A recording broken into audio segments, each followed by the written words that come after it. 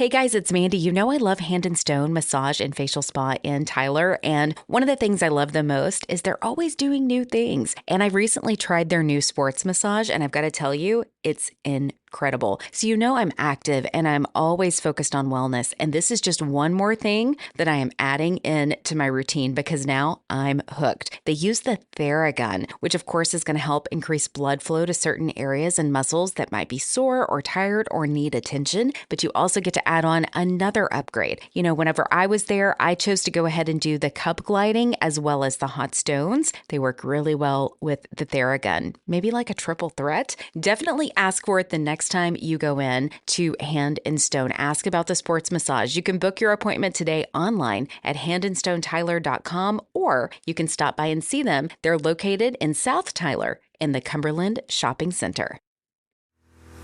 Welcome to the Celebrating Women podcast, hosted by Mandee Montana, a podcast that celebrates women, their stories, their struggles, and ability to overcome. Conversations that celebrate their gifts, their talents, and courage. It's the Celebrating Women podcast, presented by Hand and Stone Massage and Facial Spa in Tyler, Texas. With over 20 massage therapists and 6 estheticians certified and trained in multiple protocols, you can get an affordable massage or facial located right here in the East Texas area. Book your appointment today. Stop by the spa in the Cumberland Shopping Center in Tyler or online at handandstonetyler.com. Welcome back to the Celebrating Women podcast. I'm Mandee Montana, and today is a special episode. I have 2 guests today. I have my good friend, Joanna. She is a personal trainer. She's a good friend. She also helps out with some of the beautiful graphic design work you see on our social media. And then I have another very special guest today, Darlena Watson, who is an expert on human design. And human design is something that kind of came into my peripheral a couple of years ago, and I wanted to explore it a little bit more. I found it online. And then I happened to run into Darlena at an event about a year ago. And as soon as I sat down with her, I thought, this is divine timing. I was supposed to hear this message today. We've stayed in touch, and I've wanted to invite her onto the podcast for a long time. And it just came about kind of as it's supposed to. About a couple weeks ago, we talked, and today she's going to tell us a little bit more about human design and how she found it and how it's been powerful for her. So Darlena, thank you for being here today. How did you come across human design in the first place? How did you find it? Well, it's really a very interesting story. I was actually on a flight to Denver to visit my sister, and my other sister had a human design book. Okay. And I thought, what in the world is human design? Mm-hmm. And I really have spent a lifetime not understanding myself. And so I picked up this human design book and I started looking at my type. My sister had actually figured out my type and told me where to look. And as I started reading about my type, I began to cry because it actually explained me in a way that I had never heard before, and it resonated so deeply with my soul. So I started learning everything I could about my human design. And I actually took Reiki locally from a woman here in Tyler. Mm-hmm. And one of the things she asked us was what we would like to see ourselves doing in 5 years. And she said, Darlena, what would you like to be doing in 5 years? And I said, well, I would like to be teaching human design. And she said, what's that? And I said, I don't know. But I knew on some level that it was for me. Okay. And so then I took my training after I was comfortable enough that it had literally changed my life, saved my marriage, made me a better parent, gave me more peace in my own existence, not in the way other people saw me, because I came to find out that that doesn't matter. I needed to have some peace within myself. And so as I began to understand the changes that it made in my life, it became absolutely without a doubt, something that I could not stop myself from doing in helping other people to understand themselves through their charts so that they could connect to that portion of themselves. So even at that 5-year ago mark, when the lady asked me what I wanted to be doing in 5 years, God was preparing me and telling me, you're going to be teaching this to others so that they can find some joy and happiness of their own. Oh, I love that so much. Okay, so now we understand the why. Give me a little bit of an understanding. So I don't feel like most of our audience has been exposed to human design or knows what it is. So how would you summarize it? How would you explain it? Well, most of us have a working knowledge, at least, of what astrology is. And human design, actually, one of my colleagues put this into perspective for me. She's heavy into astrology. And she said astrology is if you consider it being like the kitchen department in Lowe's. Okay. So you've got the kitchen department, you've got the electrical department, you've got the tool department. Human design incorporates 5 different modalities. And so astrology, the I Ching, which is one of the oldest divination tools, the I Ching, the chakra system, quantum physics, and there's one more. It'll come to me. There's 5 different things that make up human design, and that is what makes human design more like the Lowe's. It incorporates all of those aspects. So most people are not familiar. Well, some are familiar with, of course, the chakra system. But then if you add to it astrology, human design takes what you know about the fact that, in my case, I'm a Leo. Well, it gives me more of a focus as to what portion of Leo I am. In human design, there are 6 different possibilities of what a Leo would look like. I don't need to pay attention to the other 5. I can just look directly at mine. So I would say human design is like taking a microscope and looking deeply at your type. You're looking at these aspects of yourself in a much finer sense versus a more broad sense that astrology provides. So just for some astrological perspective, Joanna, what sign are you? Sun sign? Libra. You're a Libra. Okay, I'm a Virgo, and then I'm a Leo. And a Leo, right. So most people are familiar with that. I think that's a great place to start. And some people have gone a little bit deeper. I've gone a little bit deeper into it. So I know like what my moon is and my rising sign and things like that. And so I utilize astrology to help better understand my personality type and how I interact with other personality types. I use it as a tool for that. When I found human design, I learned that there was an even, like you said, putting a microscope on it, that I could have an even greater understanding of myself, how I interact with others and how I interact with the world. Is that the way you found it to be as well? Absolutely. So like you mentioned your moon sign, you said it is what? It's a Scorpio. So you've got the Scorpio moon sign, but specifically, Mandee, if I look at yours, you've got gate 43 in Scorpio. So now I know through human design that the moon placement is your drive. It's what drives you in life. And interestingly enough, gate 43 in Scorpio is all around a connection to God that gives you absolute insight into things that you would not normally know why you know. You just know things and you don't know why you know them. And that knowing literally drives you. If you think about a car, the drive shaft is what makes the car go. Your moon sign is actually what drives you in life.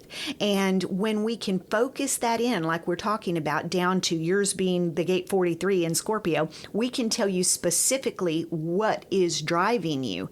But what's great about human design is that we know that you have the gate 47 in your sun sign, which you said was what? My sun sign's Virgo. Virgo. Yes. So we know that your driver in Scorpio is driving you towards elevating your mindset on everything. So I know that the gate 47 is mindset. It's the details. Virgo being a very detailed sign of being an absolute high level, high frequency mindset is what keeps you from going into depression, feeling sad.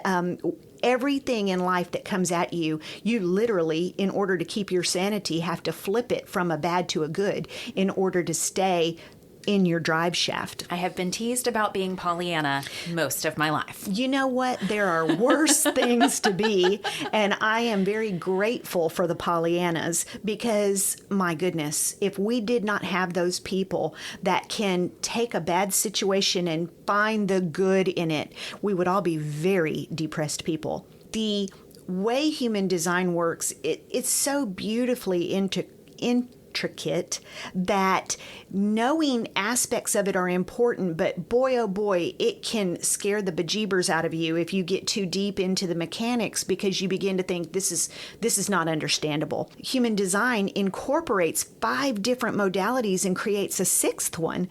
It's a whole new modality created by combining, and I can only think something as detailed as this has to be a God-driven combination of these modalities into a 6th modality that gives us an absolute pathway forward in our lives.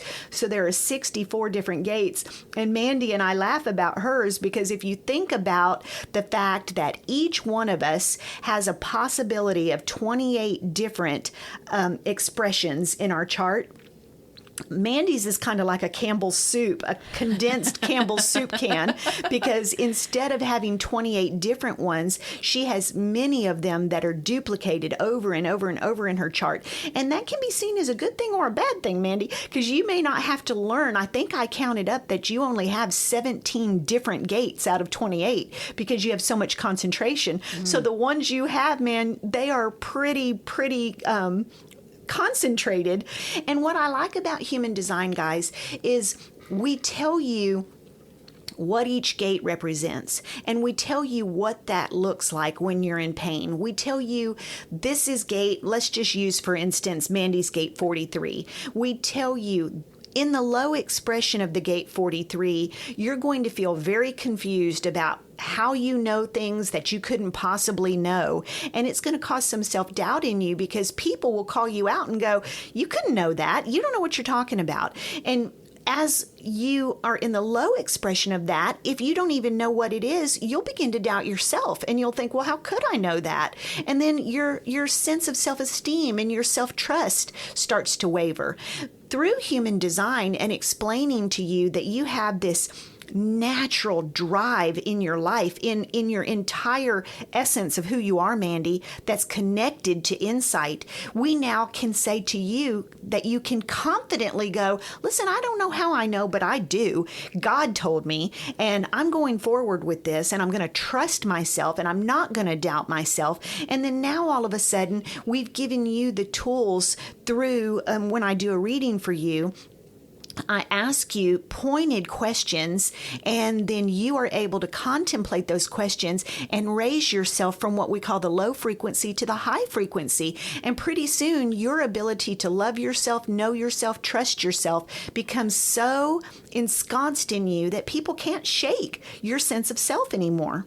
I can completely relate to that. I've had many experiences in my life where I've just known things, didn't know how to explain it. At different points in my life, it's come across, depending on the receiver of who I'm sharing this with, sometimes it's uncomfortable. A lot of time, and I don't really understand how I know these things. I just accept that I do. I'm at that place in my life where I can accept it, and I trust it for the most part. Good. When I was leaving high school, going into college and into my career, most people expected me to go into an academic profession because I did very well in school. I'm a good student. I enjoyed it. I'm a people pleaser. I loved pleasing my teachers. That was the pathway forward. Mandee was going to go on to get some kind of professional degree. And that's not what happened. I ended up being exposed to an opportunity in radio, and I just knew that that was the path forward. I didn't understand it. Thankfully, my mother supported me. I know sometimes my types encounter some constriction and not a lot of support. Thankfully, I had very supportive parents, and she was like, you can always go back to school. Maybe you should try this if you feel like you want to give it a shot. And it's been, I believe it was truly the pathway forward for me, but it was so against the grain. It was so different than what most people expected. But I just had this sense of knowing that when that door opened, I was supposed to walk through it. And that's the best imagery I can give you for how I accept that information. Is oftentimes I feel like a door is opened and I don't know why. I just know I'm supposed to walk through that door and see what happens. Well, that is so interesting that you worded it that way, because I firmly believe that what you just described was God saying to you, Mandee, I've got some big plans for you. Through your insight, that is God speaking to you. And you, your type, we haven't talked about this, but you are what we call a manifester. And manifestors are top of the energetic food chain. And so it was really important that God make you understand that you are not meant to follow the traditional path. You're just not meant to. You've got bigger fish to fry. And so here you are in your Celebrating Women podcast, frying bigger fish, because manifestors initiate all the other types into their design. You are the kind that Nike was created for. You just do it. You don't have to wait on anything. My type, as a projector, I have to wait for invitations. You invited me to read your chart. I read it for you, and then you heard what I was saying. Had I spoken to you without invitation, you would not have heard a word I said. And so it's very important to know your type that you are supposed to honor. So like the generators and the manifesting generators make up 70% of the population. Those types need something to respond to. My type, projector, needs to be invited. Your type doesn't need an invitation or anything to respond to. The manifestors are the ones that give out the invitations, give out the opportunities for other people to respond. I don't know if you know this, Mandee, and I think I've told you in your readings that I have done for you that manifestors are 9% of the population. Your advocacy to the planet is to give those of us that need something to either respond to or invitations to accept.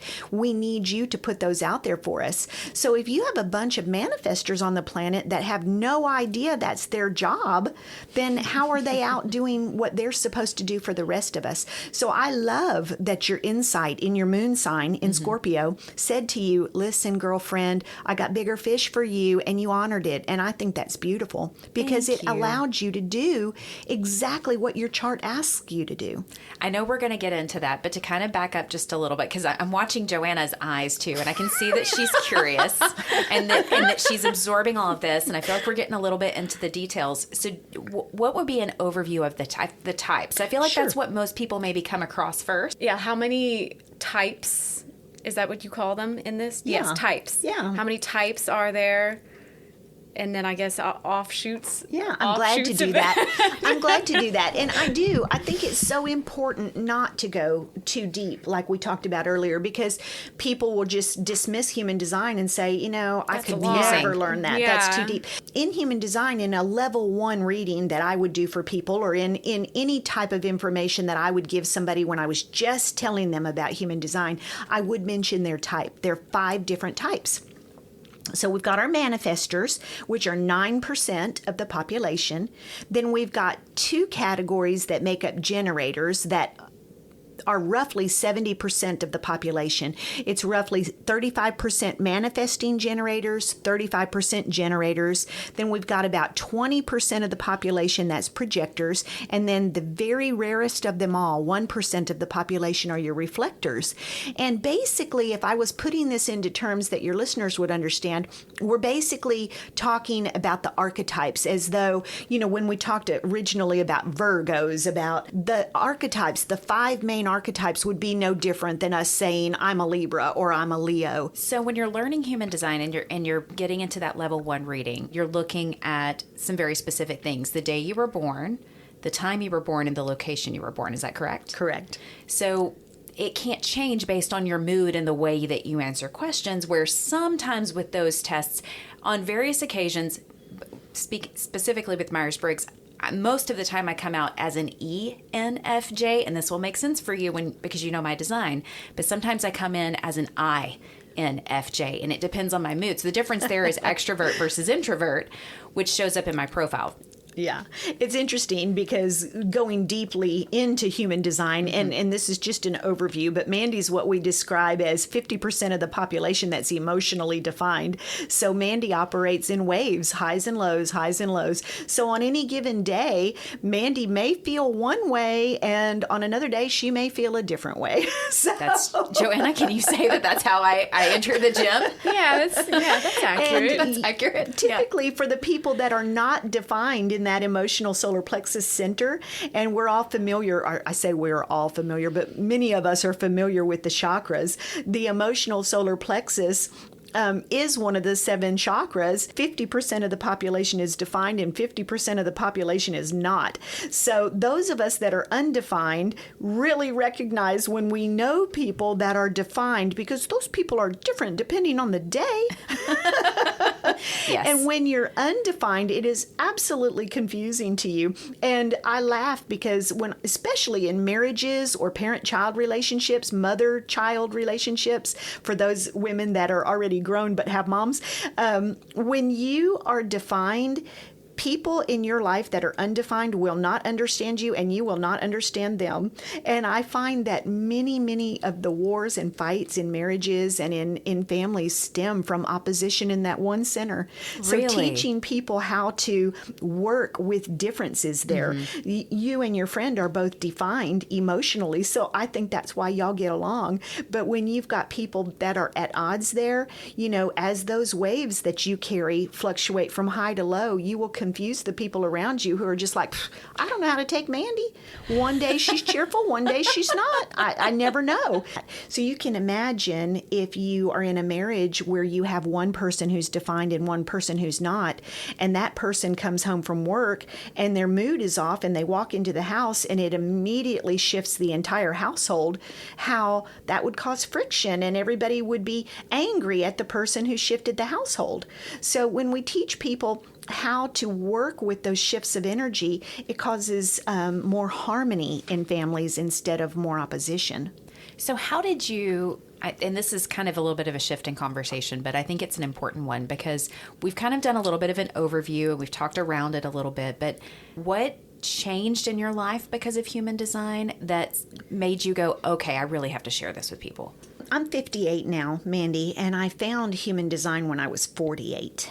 Okay. And in human design, we've come to realize that as humans, we really aren't full grown till we're 50. And I have heard that before, that you spend the first 20 years of your life, or 30 years really, just having experiences that usually break your heart and break you into a million pieces. And then the next 30 years you spend trying to understand what happened to you the first 30.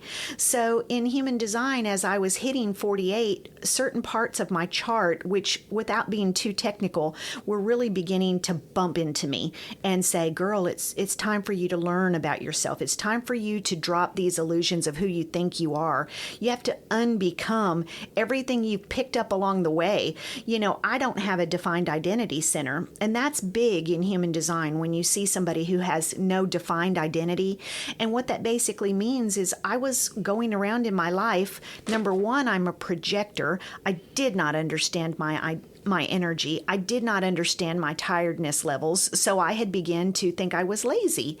Number two, I had no sense of identity defined, so I wasn't certain who I am because it fluctuates for me depending on who I'm around, So if I would be around somebody that would say, you know what, you're a baby, then I would go, wow, I'm a baby.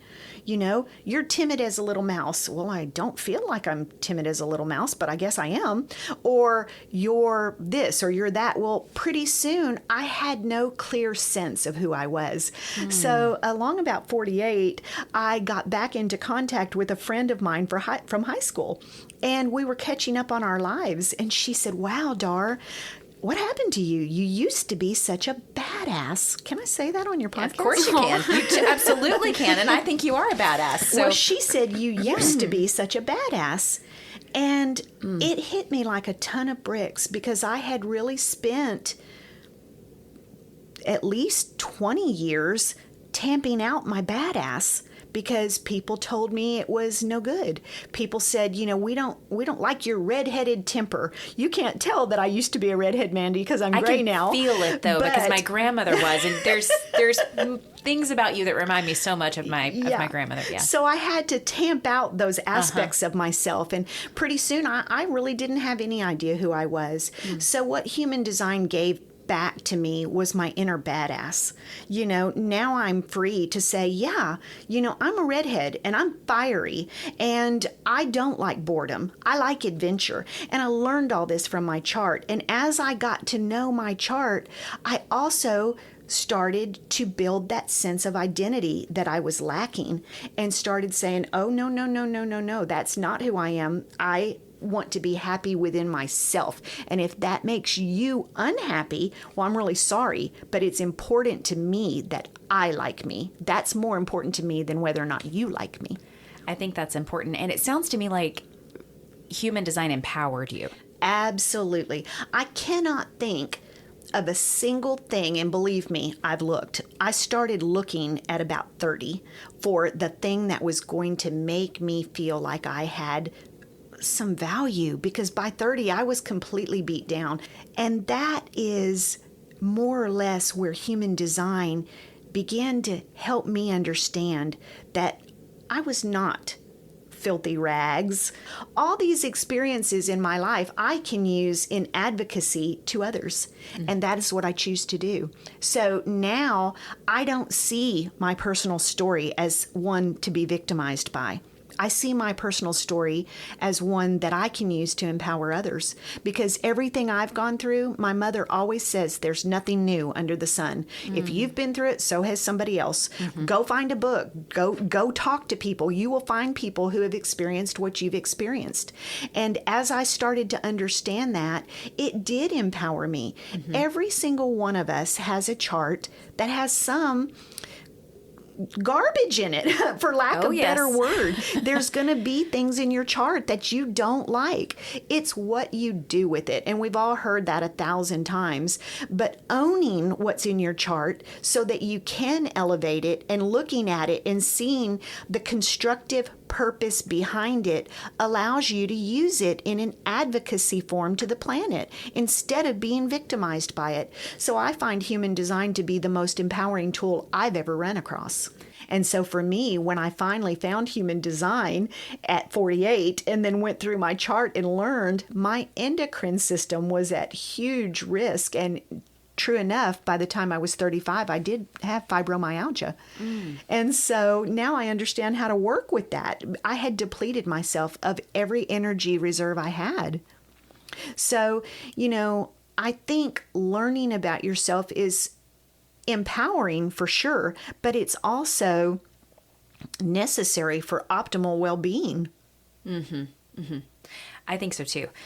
I could talk to you about this for hours, and we have. Absolutely. And I want to continue the conversation. Two things. One, if someone's, curiosity is sparked, where do they find you online? How do they get in contact with you? Very easy. My projector daughter, who is my leader and guide, created a website for me. Okay. It is darlenawatson.com. There's a bunch of free stuff on there. Awesome. There's some videos that explain human design a little bit more. There is a reading that I did with another lady that's linked to it. There are free things that you can study about yourself on there.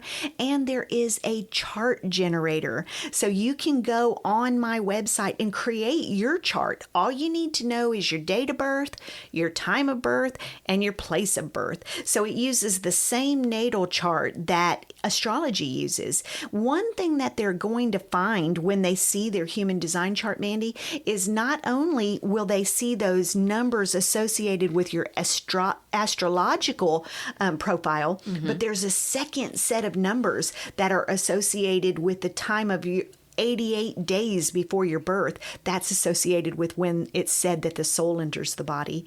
And it gives you 14 more aspects of self that most of us are not even aware of. They are unconscious to us.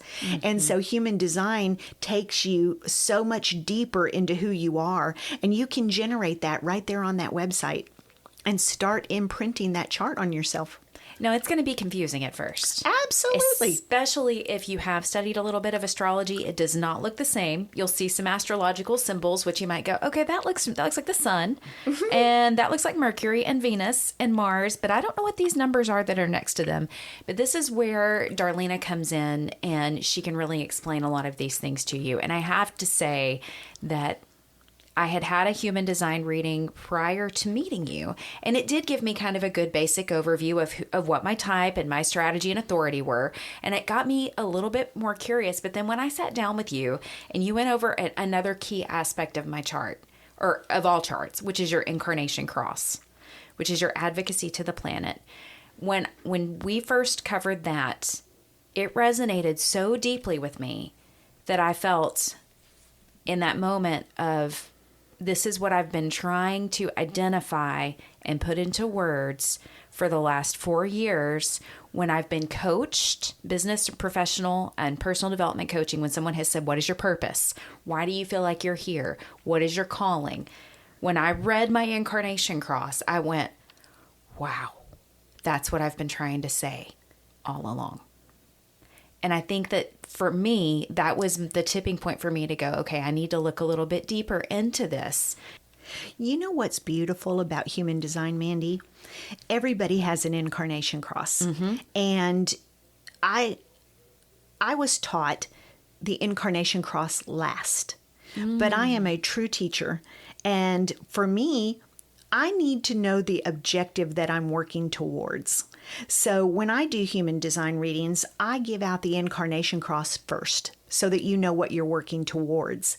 And what I absolutely so love about human design is it returned me to God. And not in the way that I was raised in understanding God, but in seeing God as somebody that absolutely loves me.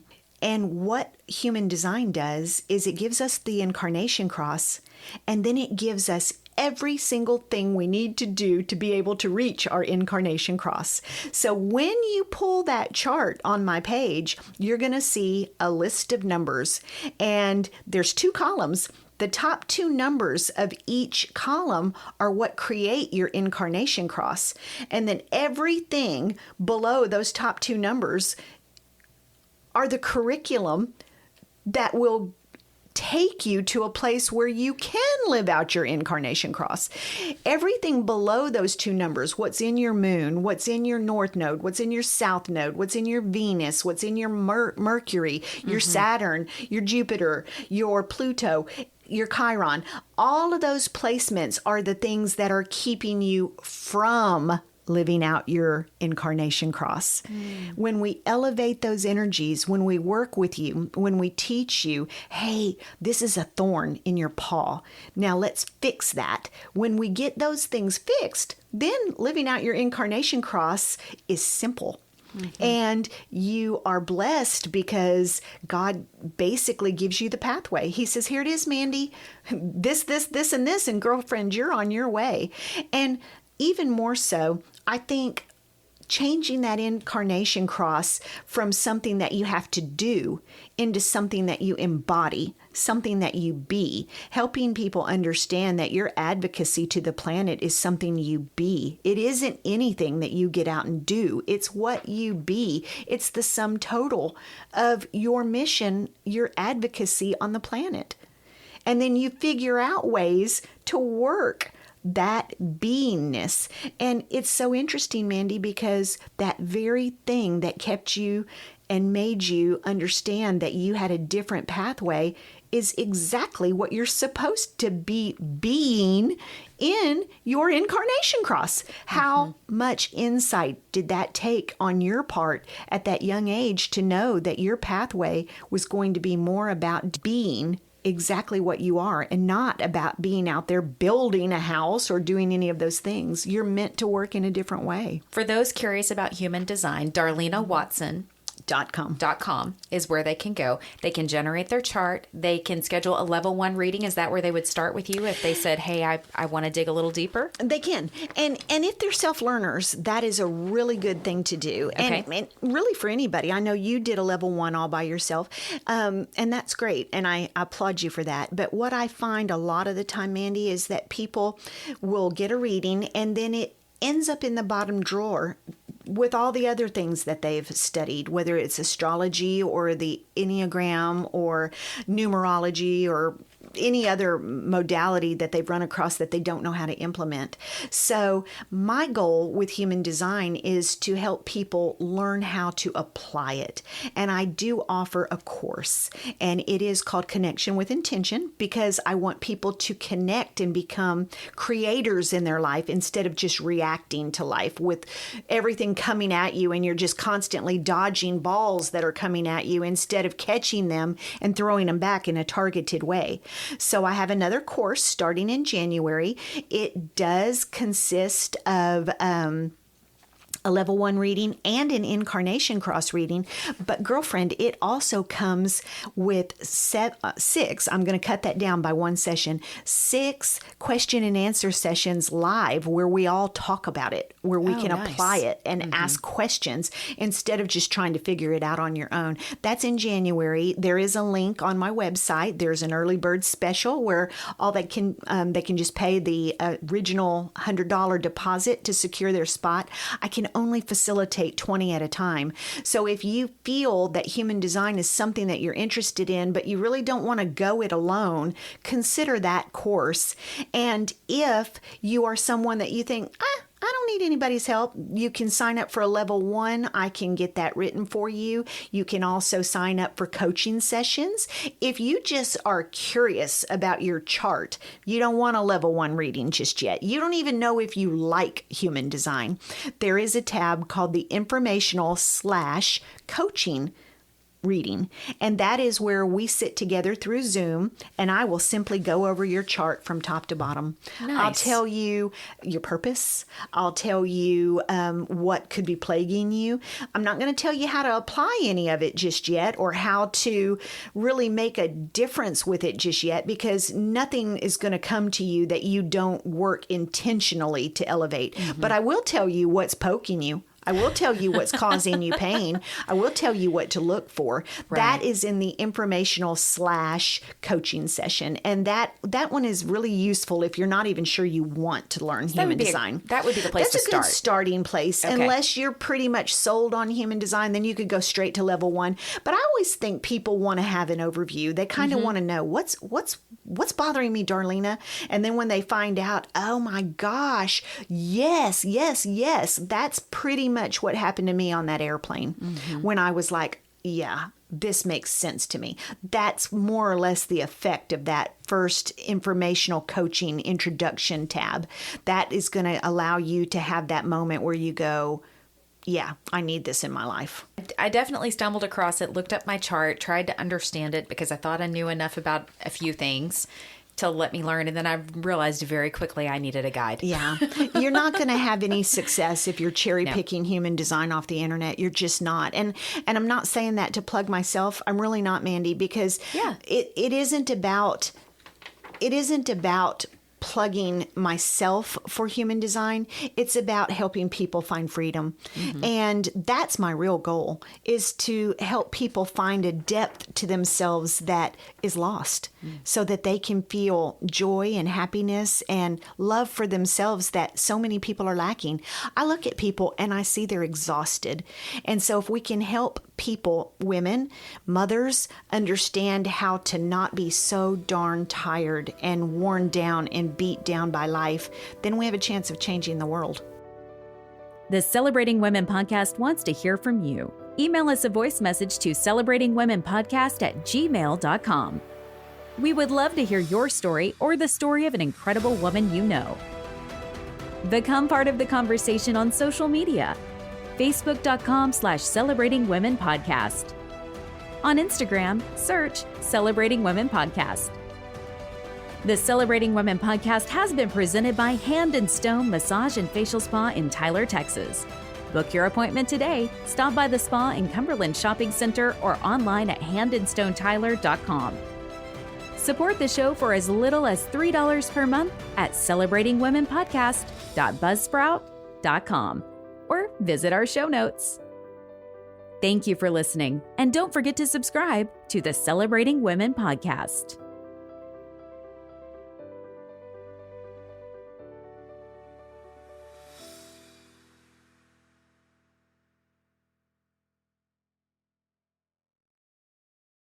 Hey guys, it's Mandee. Have you been struggling to lose those extra pounds? Oh, I know. I have totally been there. An extra, 15 to 20 pounds can totally creep up on you in perimenopause. Or at least it has with me, and I think I found it early. I hope it's not happening to you. But if it is, I've got the solution. You can lose up to 15 pounds in 8 days with an incredible product line that I found and I want to share with you. Get a custom product recommendation with a complimentary wellness screening in the show notes. Just click Zing with Mandee.